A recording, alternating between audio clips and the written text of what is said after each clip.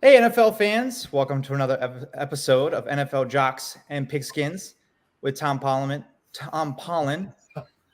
Chris Smitherman behind the scenes. I just let the dogs in, and I think I was running too quickly to get here to start the show. So catch my breath. Tom Pollen, Chris Smitherman, and me, of course, Dave Holcomb, to host another show, the last show before training camp starts. So Yeah, our last off-season fodder show, and then it's going to roll right into February. Basically, it'll be Valentine's Day before we know it. I know. Oh, don't say that. I mean, come on. Well, I always like making that joke because NFL literally goes until Valentine's Day now. Yeah, it does. It really does anymore. It's getting ridiculous. It gets longer every year. And as they say, pretty soon they're going to be playing the Super Bowl during Thanksgiving week. The following Thanksgiving. Yeah, right. I was going to say they're not shortening the season to Thanksgiving. No. Extending it to the following Thanksgiving. Right. So we should have another exciting show today. We're going to talk about some Madden ratings because there's nothing more petty than complaining about your rating in the video game Madden. But I love it. I love that the players get involved with this. And, me personally, I think there was a lot that was left to be desired with the Madden ratings this year. This is probably the first time I've really analyzed it and looked at it.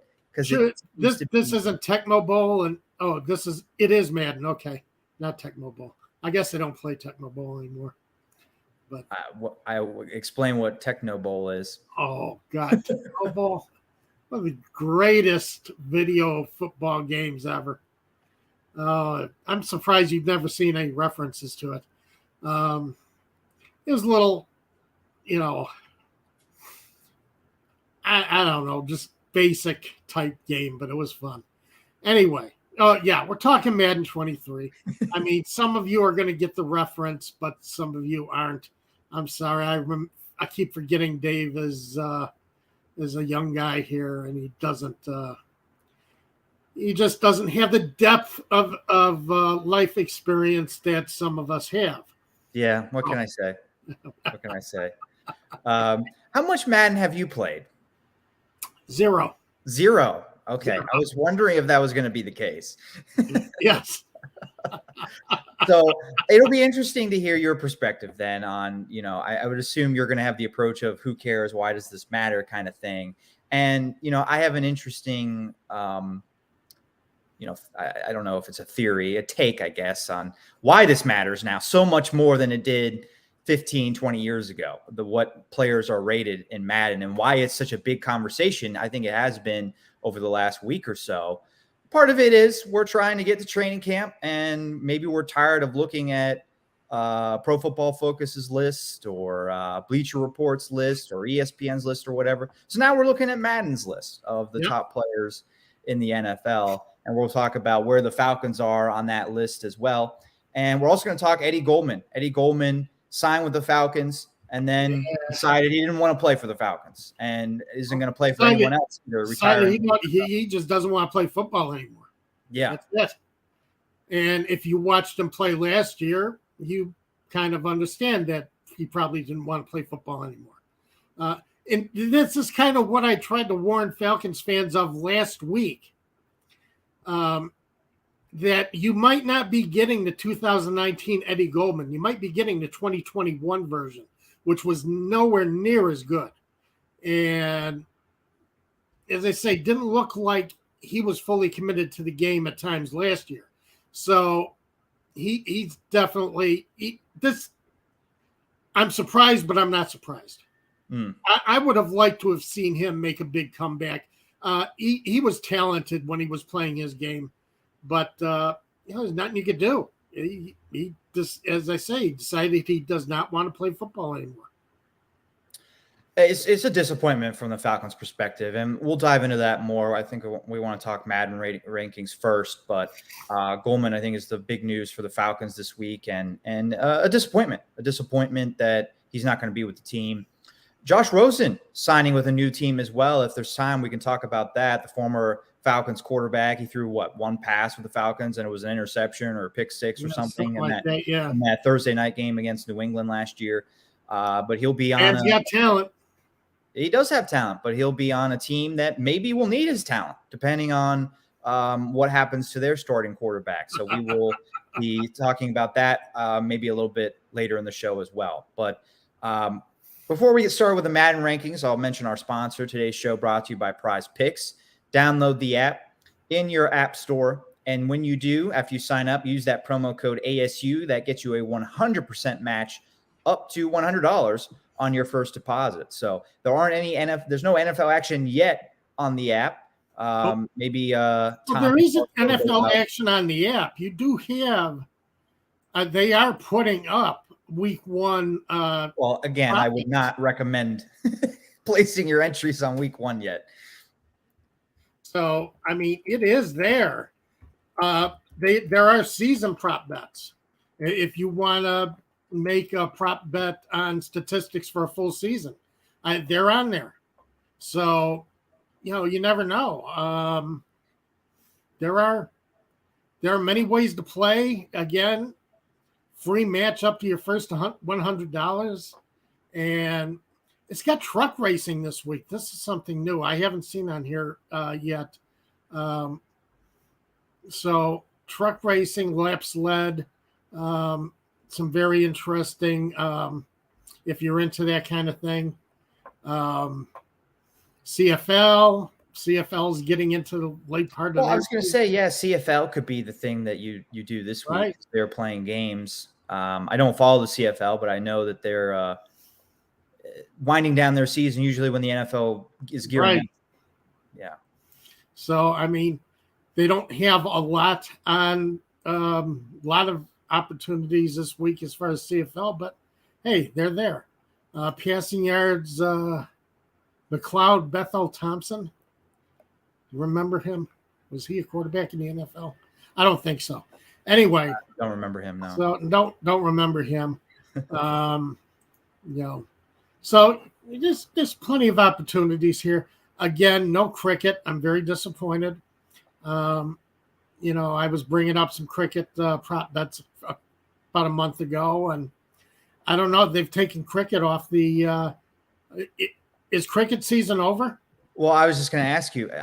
Maybe that's why. I don't know when cricket season is. That cricket season might be over. Yeah, but they do have NFL. Be serious. They do have NFL future props up with kind of like Justin Herbert, 4,700 yards. They're forecasting. They're actually forecasting Justin Herbert to throw for more yards than Matthew Stafford. So Stafford's 4,550 yards as a future pick. So there's a lot of future prop bets that you can make that they've already put up. And, take a look through them. You never know. You might find a few that you like that maybe you say, they're underestimating this guy. I'm going to make some money on this. So, come on and get it. It's there. It's fun. I do have to recommend. I mean, I don't want to deter people from going to the app for sure. Definitely go to the app, sign up, and you can check out the entries you can place. But for NFL stuff, I mean, don't you want to wait to see if Justin Herbert makes it healthy through the preseason? I mean, in all likelihood, yeah, he'll be fine. But I don't want to place money on a guy that might not even make it to the regular season. Well, I would agree with you. Some people, they might like that look right now. Yeah. I'm just, as a guy that likes to give out fantasy advice, I know we deter more to you for the Prize Picks advice, but the Prize Picks advice I would give is wait and see. Wait till the season. Wait and see. Right? Maybe write down the prop bets you like and then wait and see. Right.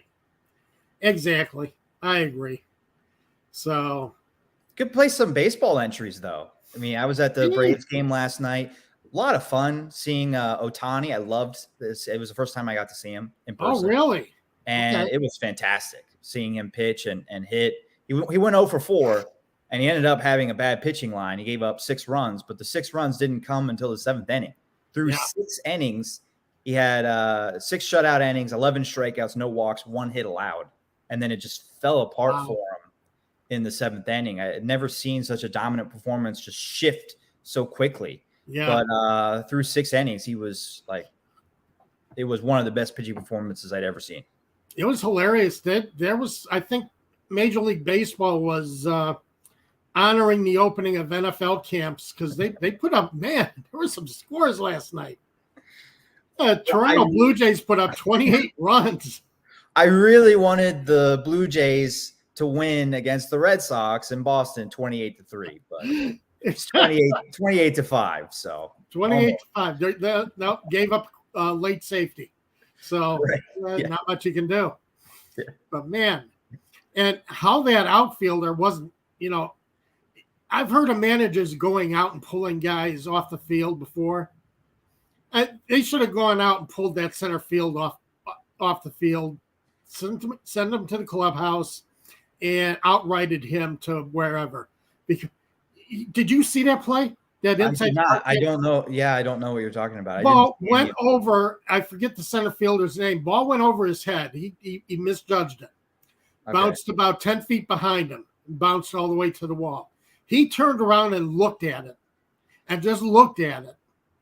Never ran back and chased it down. Never, it finally took the left fielder. He had to come over and pick the ball up and get it back into the infield to try and make a play, but it was way too late. Was that the inside the park grand slam? Yes, that was the inside the park grand slam. I heard there was an inside the park grand slam. I didn't see the play though. Yeah, yeah. The center fielder just stood there, and you could tell, yeah, you're disgusted that you misjudged a fly ball, but you better go get it. Yeah. But I guess it really didn't matter because they gave up. Those were only 4 of their 28 runs. Right, only 4 of their 28 runs. But I that's hard to believe, though. I don't know if I've ever seen that where a player is just watching the ball in the field, not going after it. And I say 2 outs. Blue Jays guy, he hits the fly ball and he's pissed at himself because he's like, okay, 3rd out. And next thing you know, the ball falls behind the center fielder, and suddenly he's chugging around the bases as fast as he can. It makes all the way around. Yeah. Yeah. That's pretty amazing. Tony, good afternoon. Great to see you. Tony's with us today. Yep. And let's segue into talking about the Falcons now and the Madden ratings. So I think I would like to get maybe the first question I'll ask to our listeners. I'd like to know if they're at all surprised that AJ Tyrell was the highest rated Falcon and not Grady Jarrett. I mean, I think Tyrell deserves to be where he's rated, but so do I. I think Grady Jarrett has been regarded by the fan base as the team's best player for a couple years now, and he's not even number 2. He's further down the list. Let's let the fans guess who Grady Jarrett is behind. Who is Grady Jarrett behind? And you're really gonna kind of upchuck at this one. Yeah, we'll see if anybody who hasn't seen the ratings can guess which player, surprisingly, is rated ahead of Grady Jarrett. Is rated ahead of Jarrett, who's on the Falcons, who's a Falcons player. Yeah. Other than AJ Tyrell, rated ahead of Grady Jarrett in the latest Madden ratings. So I guess we're going to give you a couple minutes to see if we get any guesses. Right. See if we get any. Yeah, let's. Well, one thing that sticks out to me is that the Falcons secondary, the 2 highest rated players on the Falcon are their cornerbacks. They're 2 secondary players. Their free agent acquisition, Casey Hayward and AJ Tyrell. Both grade out very well. And I'm not surprised to see that, but I haven't. Here he goes, though. Deion Jones. No. Deion Jones is not correct. That is not correct. Deion Jones is behind Grady Jarrett. He's a guy on offense. Let's put it that way. Offensive player. So it doesn't surprise me. It might be the highest rated secondary out of all the teams. I haven't gone through all the grades for every team, But that's a really high rating for a secondary is 89 and 87. Well, a lot of our listeners have said that on the back end, on defense, they're going to be pretty strong. And Madden agrees that those two cornerbacks are going to give the edge rushers who haven't been very stellar in the last few years for the Falcons, but they're going to have a little bit extra time, hopefully this year, to get to the quarterback, affect the pass because of that coverage from Hayward and Tyrell. Yeah. Yeah. So I think that's exciting. That's going to be fun for Falcons fans to watch. We haven't had any other guesses. So, okay. Grady Jarrett he's number 6 on the team. Number 6 on the team. Yeah. And he's tied with Cordero Patterson, which I don't know if I'd go that far. Patterson, great gimmick player. Is he really one of the best players on your team? I think 85 is a appropriate ranking for him. Yeah. Harry Gusto, no, it is not Marcus Mariota. As a matter of fact, see, Marcus Mariota, there's a little surprise about him too. Calvin Ridley, the suspended Calvin Ridley, is ahead. Tony Wright, Drake London, no, nowhere near it. Calvin Ridley is ranked ahead of Grady Jarrett in Madden 23. So amazing. I couldn't believe that when I saw it. Just incredible. And only by 1 point. Ridley is an 86 and Jarrett is an 85. But yeah, I was shocked that Ridley is even on the roster, I guess, at this point. I mean, he is still on the roster, so he's going to be in the game, but suspended the whole season. I guess he's reserved to playing with himself in Madden. That's all he's going to be doing. That's all he's going to be doing. So he'll be throwing passes to himself in Madden, but that's it. Why not? Now, I don't know. Do you get to mix up your team in Madden? Do you get to pick your guys, or do you have to pick one team and then go with that team? And well, I have not played a new edition in Madden in quite some time, but in the editions that I played, you could do either. You could start a dynasty. It's called dynasty mode, and you pick a team and you run that team for, I think you could do 30 seasons or maybe even longer than that now. I don't know. And you do everything. You do the draft. You pick their ticket sales, parking sales, or parking prices, and you run the franchise. You're like the owner. Oh, okay. You run the franchise, and then you can play the game as if you're the players too. Or you can do, I think it's also dynasty mode, but it starts with I don't know if they call it a fantasy draft. I think they call it a franchise draft, where you pick the team. You run like, I don't know how many rounds there are. A lot, 45 rounds, and you pick your team. Okay.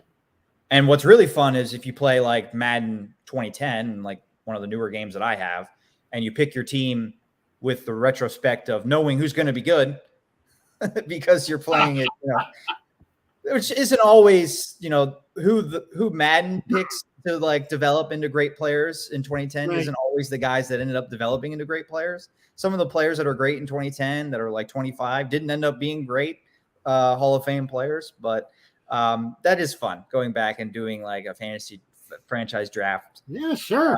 Or an older Madden game. But to answer your question, you can do either one. Okay. All right. That's interesting. Yeah. Because, of course, you're going to have a lot stronger teams here than the Falcons. But, it's just interesting to see how the Falcons compare to other teams, how they compare with,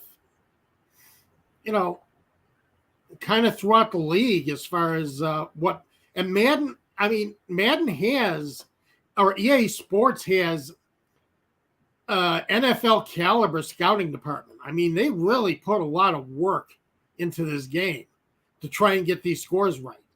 Yeah. So knowing that seeing these scores now, I know what gets me is there are a lot of players that are looking at these scores and they're like, are you kidding? How the hell can I be so low? And why did they rate me here and there? It's hilarious to hear some of the players talk about themselves. Yeah. As far as where they're rated in Madden. Yeah, absolutely. My favorite is the fans, though, still, because there always seems to be a fan that's like, if you're a Jets fan. I had a friend who was a Jets fan growing up, and his opinion was always the people who create Madden, they're Dolphins fans. They always make the Dolphins players so much better than what they are. The Dolphins go 7-9 in real life, and in the Madden game that I simulate, they're 11-5. It makes no sense. But it just seems like every fan has that take that Steeler fans like, why are the people that make Madden such Browns fans? They clearly are from Cleveland, the people making this game. And I think I saw that with Colts fans too, that Colts fans were saying that Titans fans were making EA Sports as Madden this year. So, but to your point about the players, so this was the take that I teased at the beginning of the show, that 20 years ago, players would look at this and they'd be like, okay, I don't really care. I might not even know what Madden is. I don't even know how to play. I don't know how to buy the game. But the players that are playing now that are my age, and sadly, a lot of them are younger than me now. They played Madden. Hey, Dave, get used to it. It gets worse. Yeah, I'm sure it does. Pretty soon, the guys who retire are going to be younger than you. I mean, that's already happened in a few cases. The most shocking thing is the people that it's more in baseball. The players that I've watched, like the Braves coaching staff is like half made up of players that I watch playing, which doesn't seem right. But anyway, so the players that are in the NFL now played Madden as a kid, just like me. Exactly. And they loved it. They like Madden it's arguably the biggest video game ever. I think it's always been. Yeah, it always been. So you have a generation now, almost entirely, not even a generation, but like almost everybody in the NFL, unless you're like Tom Brady, who's 45 years old or almost 45 years old, turning 45. Tom Brady even had a comment this week. Well, because Tom Brady plays the game with his kids. His kids are so old now that Tom Brady plays Madden with his kids, and he's making comments about his own player grades in Madden. But my point, I saw a comment. Tom Brady was talking, caught somebody else who was complaining about his grade, and I forget who the player was. Tom Brady tweeted him and said, "Hey, in my second year in the NFL, they didn't even have me in the game." So he's telling guy, don't worry about your grade. There you go. It's true. That's true. I don't think practice squad players don't make Madden. I don't think so. They're not in the game, but so I think there's so many players now that played it growing up that this really matters. This really matters to them. There's a sense of pride, what your grade is, and a lot of players will vocalize not being pleased with the Madden ratings. It's fun. It's kind of petty, but it also is like you really see how much you see how much Madden still matters in popular culture. Yeah. And how much, again, how much pride the players take in wanting to be ranked among the best at their position in a video game that they play. Well, that's the thing. These guys are competitive. Yeah. I mean, if they weren't competitive, they wouldn't be there. Sure. So these guys are all competitive, and they want to see themselves up among the top players at their position or top players in the game. And when they're not, when Madden kind of knocks them down a bit and says, well, you're not as good as you think, yeah, they're going to have a problem with that. It just go. This is why they're NFL players, though. They're that competitive. So Kyle Pitts is the third-ranked tight end the third-ranked player for the Falcons, and he's the number 6 tight end. Your reaction to that? I think Pitts probably has an argument to be a top 3 player on the Falcons in Madden. Were you at all surprised that he was the number 6 tight end? Not yet. I mean, he's only been there 1 year. Let's give him a chance to see.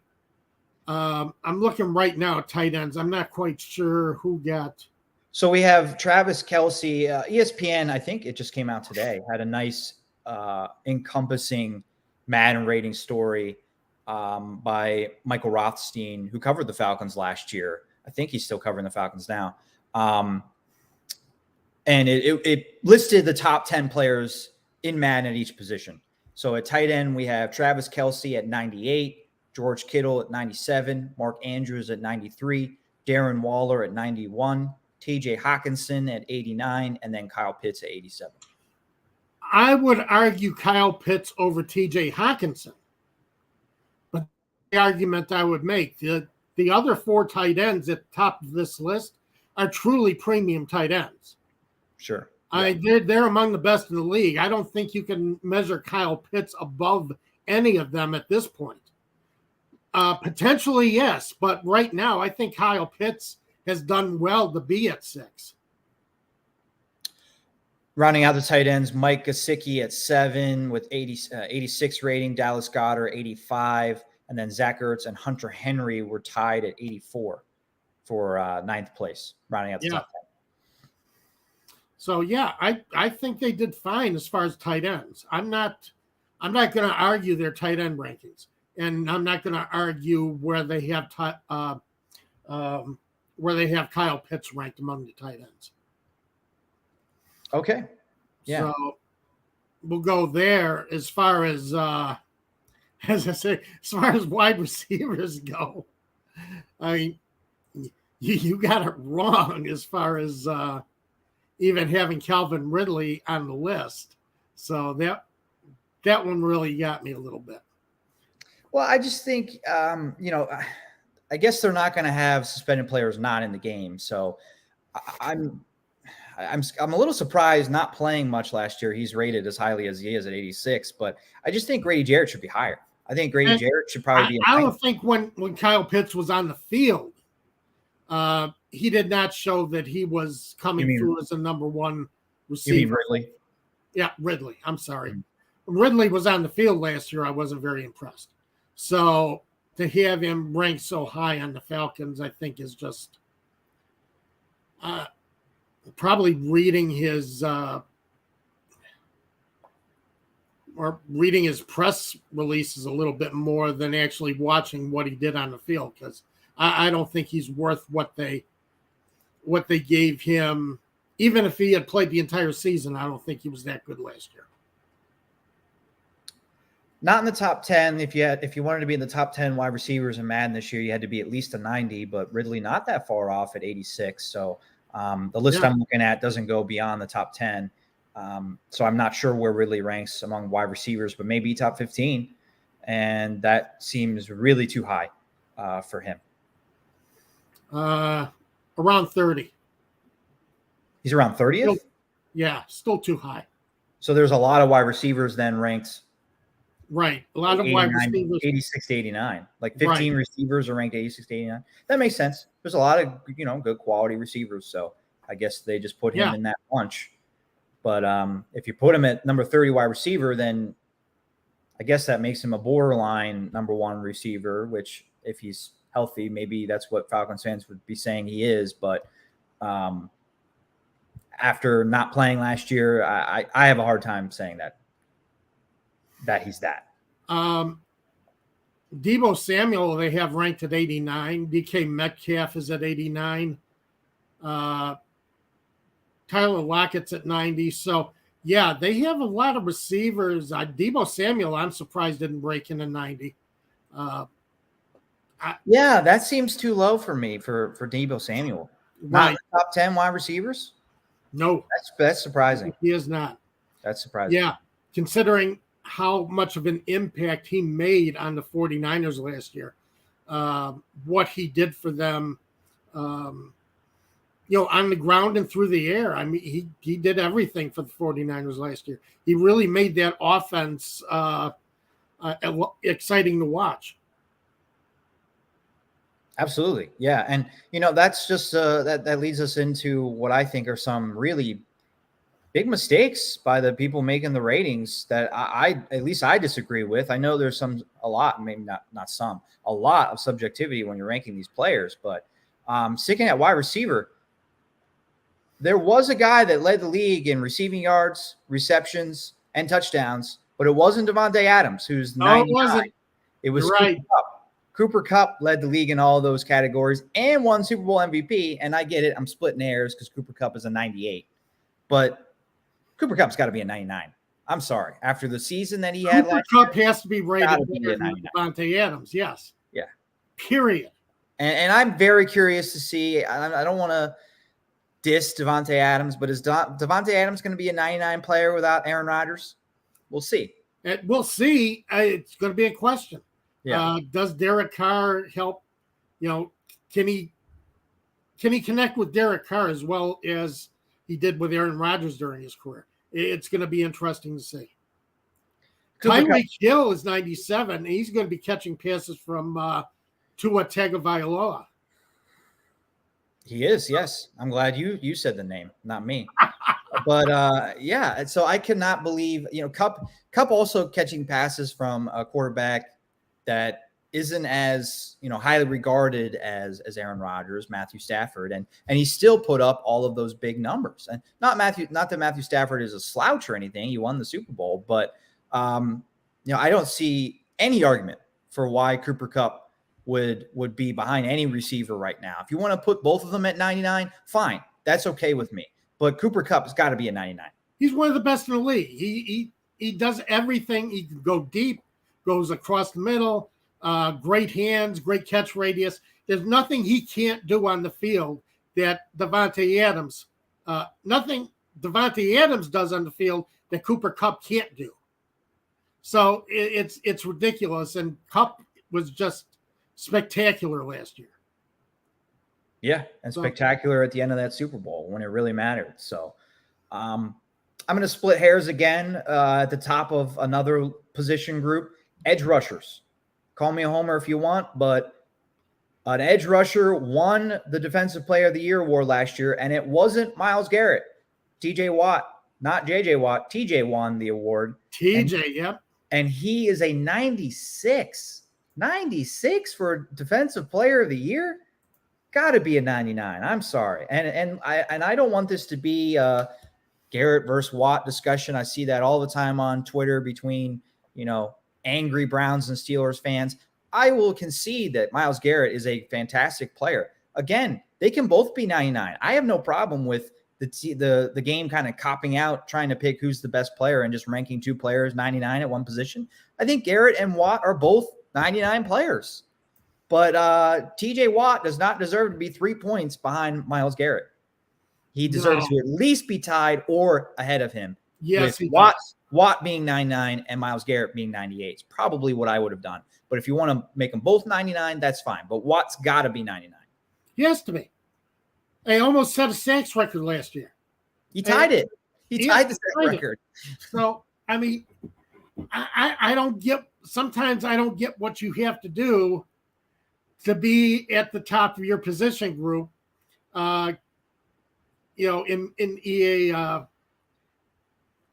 in EA Sports, because and again, it goes back to kind of like Pro Football Focus. Sometimes you wonder what game they're watching, because there are sometimes with Pro Football Focus with their ratings after a week during the season, it really makes me wonder what game they're watching. Did you watch the same game I watched? Because I got a lot of different grades than what you have. Right. Yeah. Yeah. And even if you want to look past the record-setting season for TJ Watt, beyond 2021 or before 2021, Watt has finished top 3 in Defensive Player of the Year voting 3 years in a row. He's been All-Pro all 3 seasons. Other than Aaron Donald, quite honestly, he's been the best all-around defender in the league the last 3 years. Right. Exactly. And for him to be a 96 to me is no doubt about it. Myles Garrett, 2-time All-Pro the last 2 years, but has never been in the top 3 in a Defensive Player of the Year vote. Never. Watt, top 3 each of the last 3 years. So And I'll come out. TJ Watt all day. I'll say Khalil Mack is rated too high at 92. He's among the edge rushers as well. Yeah. He's tied for 4th with Von Miller, and Nick Bosa is 3rd at that position at 94. So you got Garrett 99, Watt, TJ 96, Nick Bosa 94, and then Miller and Mack rounding out the top 5 at 92 each. Because watching Khalil Mack every week was not as effective as for what he was getting paid. His first year with the Bears was one of his best seasons of his career. He's kind of dropped off the last couple of years, and I don't see Khalil Mack being rated equally to Von Miller and Cameron Jordan. Cam Jordan should be above both. And Joey Bosa is 90. Oh, yeah. And the other Bosa. The older Bosa brother is 91, tied for 6th with Cameron Jordan, also at 91.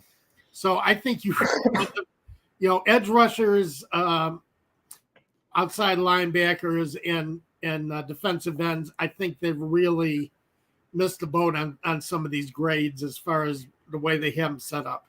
But again, that's me. Now, I agree with you. I'll ask you a question here, Dave, because I've been thinking about this. When you go into your fantasy drafts, how much would you rate take these Madden 23 ratings in your fantasy draft as far as evaluating players? Would you say that I can get some pretty good players, I can get a pretty good idea of who I should be drafting based on these Madden 23 rankings? Are you talking about in a draft in Madden or fantasy? Fantasy football. I don't think I'd use these at all, to be honest. Wouldn't use them at all. No. These are for video games use and video game use only. Okay. I would not. I mean, it's fun to talk about. We're spending a lot of time on it, and I'm enjoying the conversation, and I hope others are as well. But this really has no impact on real life. Not even your fantasy life. All right. That's fine. Because I was just wondering, because again, everybody puts so much stock into these Madden ratings, and I'm thinking, well, is this something that you use in other areas too? Would you use this as part of your fantasy draft? No, I wouldn't. I would simply. I like Fantasy Pros. I would use an expert's opinion on overall rankings. I guess, I've never thought about using Madden rankings. And if you want to use that as another source, sure. But I wouldn't just print out the Madden rankings and be like, this is the order I'm going to draft the players in, because this is. I consider Fantasy Pros to be top of the line too. Yeah. Yeah. Because that's an all encompassing, lots of experts' opinions compiled into one master list. And I've used Fantasy Pros for multiple sports, not just football, but basketball, baseball, and I've had a lot of success using their draft rankings. So I recommended them last summer, and I would recommend them again, using Fantasy Pros as your draft resources. And it's free. A lot of things cost money now to get the fantasy draft expertise. And I'm not saying that it's not worth it to supplement your research with a paid source. But if you're, don't like to pay for your sports content, you can get really great fantasy material for free on Fantasy Pros. Okay, good. Because that's another reason why it kind of puzzles me why people read so much into this. Into the Madden stuff. Yes. I just think it's simply a factor of pride that, and people love Madden, so they're talking about it, and it's just a fun debate. And look, if we were playing football games right now, if there were practices, we probably wouldn't be talking about it. But with training camp still coming up and players reporting a few days from now, I think that's a big reason too that we're filling the airtime. Right. Talking about this, or filling Twitter. Got to fill Twitter with something. So we're filling it with Madden ratings. Oh, why not? Oh, man. Let's talk about the quarterbacks. So Tom Brady ranked number 1 ahead of Aaron Rodgers, who's won the last 2 MVPs, but Aaron Rodgers a 96, Tom Brady a 97. That's also an interesting debate that we can have too. Yeah, but again, it comes down to me at some point, time is going to catch up with Tom Brady. There's no getting around that. At some point, old man time catches up with you. And you got to wonder when that's going to happen for Brady. When does he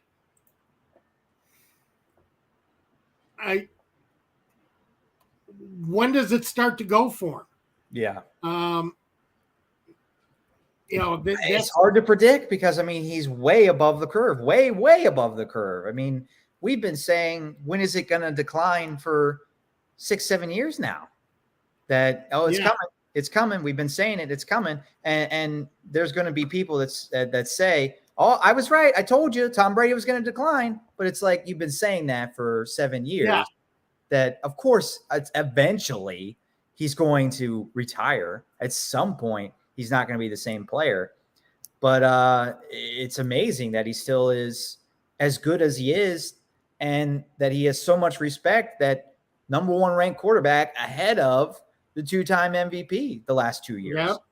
Ahead of Patrick Mahomes, who's just behind Rodgers and Brady at 95, third overall on the quarterback list. Right. So, yeah, it's a little surprising to me, but as I say, at some point, time does catch up with you. The reflex is slow. Even a split-second slowing of your reflexes in the NFL, split seconds are what the NFL is made of. A split second will determine whether you split coverage to get the ball to your receiver or a defensive back gets to make a play on the ball. That's how much split seconds make a difference in the NFL. And you have to figure at some point, age does get to your reflexes at some point. So you do have to kind of wonder when it happens with Tom Brady. So, yeah, it's interesting to see him still at the top. But I guess based on past performance, you got to kind of put him there. Yeah, I guess my overall feeling with the Madden rankings is too much overall career, maybe, performance being impacted, not just last year. Again, Aaron Rodgers coming off Brady had a great season last year too. I get it. But Rodgers won MVP. Rodgers won MVP the year before too. So I'm splitting hairs at the top of the quarterback tier, but I would have Aaron Rodgers ahead of Tom Brady. And if I'm looking at the running backs, 2 of the top 3 guys are guys that barely played last year. Derrick Henry is number 1 at 97. Right. I don't think people have too much of a problem with that because he was just all world before his injury last year. But tied with Nick Chubb. Yeah. Tied with Nick Chubb at number 2, 96 overall, is Christian McCaffrey. Right. 96 overall, top 3 among running backs. He's ahead of Jonathan Taylor, who led the league in rushing last year. I know. And McCaffrey has barely played the last 2 seasons. Right. And I would think Falcons fans who we're getting a lot of comments, but not necessarily about the Madden rankings. I don't know if if anybody watching has a comment about rival Christian McCaffrey being ranked a top 3 running back in Madden, but that to me is probably the last egregious thing that I would bring up today, is that is way too high for Christian McCaffrey.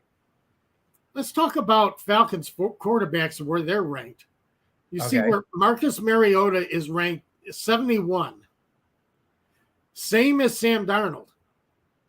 So not getting a lot of love from Madden as far as going into this next season. Well, they were both backup quarterbacks last year at the end of the season. Yeah. And Desmond Ridder is the top rookie quarterback. That's interesting. In all the NFL, top rookie quarterback at 70. 70. Okay. You know, that's exciting and can't necessarily disagree with that. Maybe where's Kenny Pickett? Ooh, where is Kenny Pickett? That is a good question. Kenny Pickett is at 68. Okay. Matt Corral is at 68. Okay. Nick Foles is at 68. Not a rookie. I know. So where is oh my gosh, the Malik Willis? Where is Malik Willis? Malik Willis actually scored pretty well, I think. He is at 69.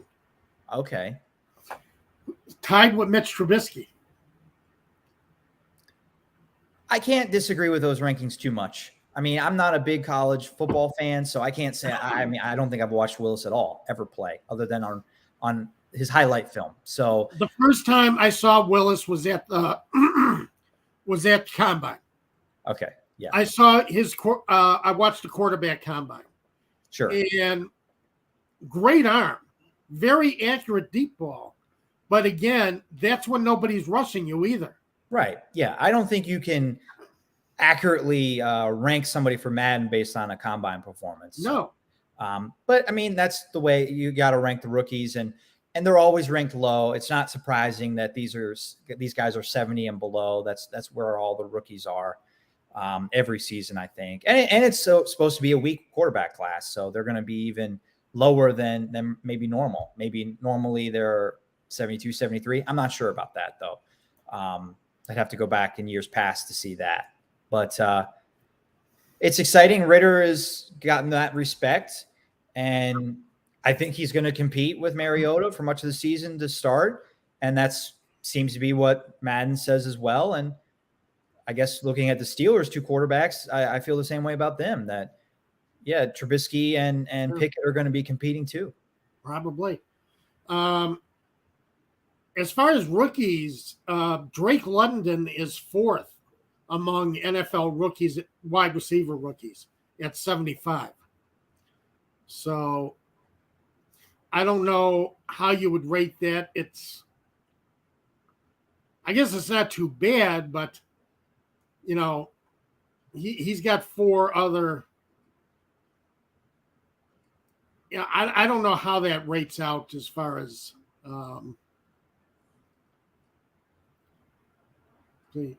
8, 4, 5, 6, 7, 8, 9, 10, 11, 12, 13, 14, 15, 16. 16th among all rookies. Oh, and he's fourth at wide receiver. Fourth among wide receivers. Fourth among wide receivers. 16th among all rookies. Okay. Well, I think that's probably. I'd have to look at the other rookies ahead of him, I guess, but that seems about right. I know he was the 8th overall pick, so you would like him to be 8th or higher, but yeah, we did talk about how maybe he was a reach. He was a position of need, so they drafted who they thought was the best wide receiver. And there were other wide receivers that other scouts liked probably more than London. So I'm not surprised to see 3 wide receivers, rookies, ranked ahead of him in Madden. No, neither am I. Okay. But at the end of the day, the rookie rankings probably matter the least of all of these. And that's saying something, because these rankings really don't matter at all. But the rookie rankings matter very little, because, I mean, let's go back and look, where was Jamar Chase last year coming into his rookie season? He was probably a 74, 75.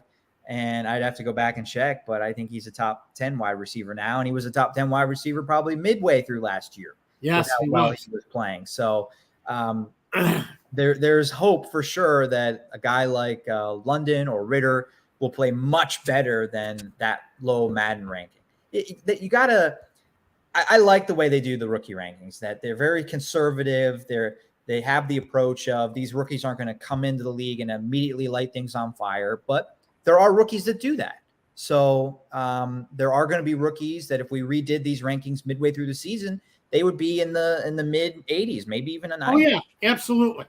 Right. There's no doubt about it. I mean, a lot of the quality is going to change as you start seeing rookies, rise and fall depending on how they play as the season gets started. Sure. Once they're actually at NFL speed, then we're going to really see a lot of what these rookies are made of and who's actually worth their draft pick. So we got about 10 minutes left in the show. I want to briefly talk about Goldman and then maybe even Josh Rosen. We talked about Goldman a little bit already, but I mean, is this anything but a gut punch for the Falcons? I know I don't want to overstate it too much because Goldman was kind of, a late summer signing that you're just hoping gives you something. But I think the fan base really looked at it as a big positive, something that could really help their run defense, which was lacking last year. And then, less than a week after getting him, he decides that, I don't want to play anymore. And it could quite honestly be, my only offer was from the Atlanta Falcons and I don't want to play for the Atlanta Falcons. I've changed my mind. I don't think that's the case. Okay. I just don't think, as I say, if you, and I said this last week, if you were getting the 2019 version of Eddie Goldman, you were getting a player that was definitely going to help you stop the run. He was going to really stop up the middle. You were not going to run inside on the Falcons. The 2021 version of Eddie Goldman was a lot different. Was easy to get moved. Was moved out of the middle quite a bit. Never got to the quarterback. Didn't get pressure up the middle. So, I don't think – I think after playing last year, I don't think he was as enthusiastic about the game. I don't think sometimes last year when he was on the field, he was as enthusiastic about the game because he got outplayed quite a bit. That may be true. I'm not saying you're wrong, but you sign with a team and then decide to retire? Like, why didn't he make that decision if he's not enthusiastic about playing during the season last year? He didn't know in June or early July that before signing with the Falcons that he didn't want to play? I can't speak for Eddie Goldman. All right. That's fair. But it is weird. Why sign and then all of a sudden decide you're going to retire? Yeah. So there's not much at what you can say about what Eddie Goldman does. What this does, you're right, it's a gut punch because now you don't have that guy next to Grady Jarrett who has the potential to help you shut down things and has the potential to take on blockers that will be concentrating on Jarrett now. So where do you go? About the only other defensive tackle I can see on the free agent list, and I looked through the list this morning, was Sheldon Richardson. He played for Minnesota last year. Yeah. Might be the last real quality defensive tackle or potential quality defensive tackle that is going to be out there if the Falcons want to sign him and give him a shot and see what he could do. He's still a quality defensive tackle free agent. He's still something that you can project some production out of. Larry Orange asks if they should go after Ndamukong Suh. Not at this, no. Suh at this age, he's only going to sign with a team that he has a chance again to go to the playoffs. Suh won't sign. But what does he do for the Falcons beyond this year? He gets you, he can play some quality interior line for you this year. But what does he do for you over the course of the season? Does he get you into the playoffs? Does he have you competing for a Super Bowl? To me, no. So I don't see the reason why you would want to spend money on Ndamukong Suh. Quality player, but he's going to go to a team that has a chance at the playoffs. And I don't think the Falcons are going to be that team. I don't think the Falcons are going to be as bad as a lot of people say. Right. Or a lot of people think. Yeah. When I did my shows when you were gone talking about the NFC South. Yeah. I think the Falcons are easily the equal of the Saints and definitely better than the Panthers going into training camp as far as how I would rank the NFC South right now. I think that's fair. Yeah. So, yeah. So, well, that'll be interesting. We'll see if they do add another big body in the middle of that defensive line to replace the 5-day Falcon. Maybe that's what we should call Eddie Goldman now. Yeah. Maybe it was a few more than 5 days. Maybe it was 8 days. I'm not sure. It's just disappointing because, you take the time to bring him in. You take the time to sign him. Right. And that's what I'm saying. And then he decides he doesn't want to play. It's his right. It's definitely his right to decide that. But the Falcons maybe would have put their attention somewhere else if Goldman was already out of if his hat was already out of the ring. So, and I guess Ryan Pace might have had a little something to do with whispering in that. Sure. Whispering in Terry Fontenot's ear and saying, why don't you bring this guy in?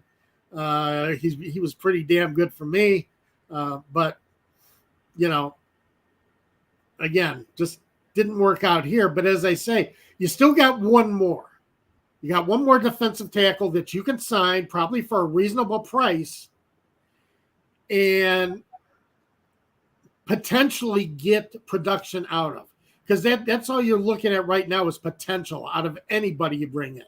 Mm-hmm. Whether it's undrafted free agent or anybody.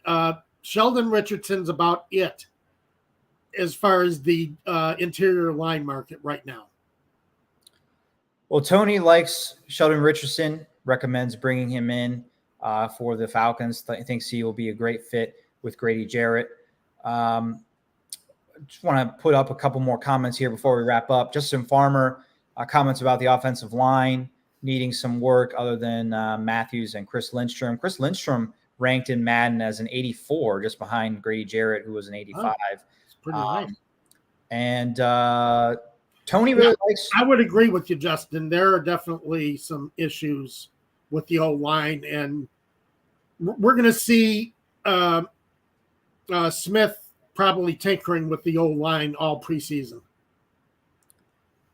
Tony also brought up that he really likes London.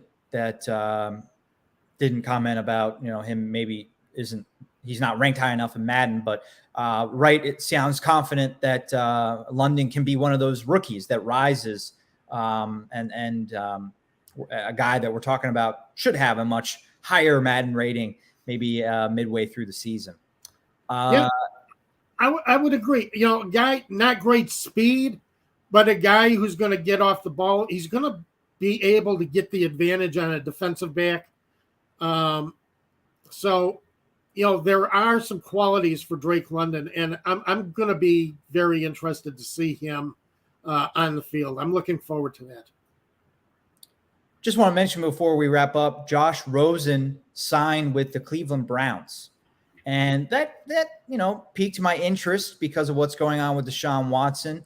Did read, though, from Pro Football Talk that suspension might be much lighter than we originally anticipated. Watson could only be out 2 games, according to Mike Florio. The range that he gave was 2 to 8 games, and we don't have enough time to vent all of the frustration that we would have if that suspension is only 2 games. Hasn't happened yet. So, but I really have no idea where this suspension might go. Maybe the Browns have no idea either, and that's why they're bringing in another formerly high-drafted quarterback who has been around to a lot of different teams, played in a lot of different systems, and maybe he would be the backup if Jacoby Brissett ends up being the guy for if it's either 2 games or 8 games or the whole season. No one seems to know. But Josh Rosen is another guy that's going to be in that quarterback room with Jacoby Brissett if Deshaun Watson misses any time.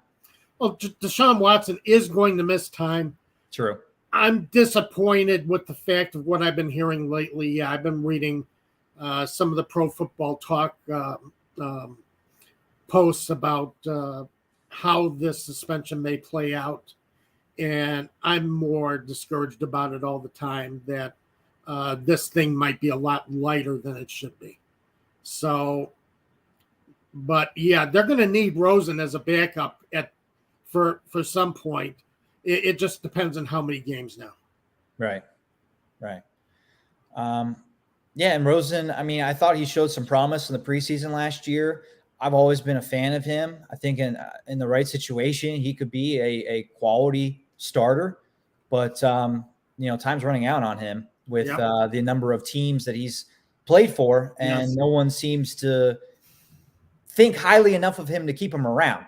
And I think that says something. The Falcons didn't keep him around either when, they do have the promising Ritter and they brought in the veteran Mariota, but, those guys aren't going to lead the Falcons to the promised land this year. To not keep Rosen involved in a competition with those guys, I think says something about what the Falcons think about Rosen. And he's being cast aside by yet another team. The Falcons not bringing him back. You got to wonder how much this traces back to Rosen and how how coaching staffs and scouting staffs look at him. Maybe he isn't all that kind of everybody thought he was when he came into the league. That he hasn't been able to stick with the team. No team has brought him in to develop. They brought him in as a stopgap quarterback, and that's it. That's all he's been.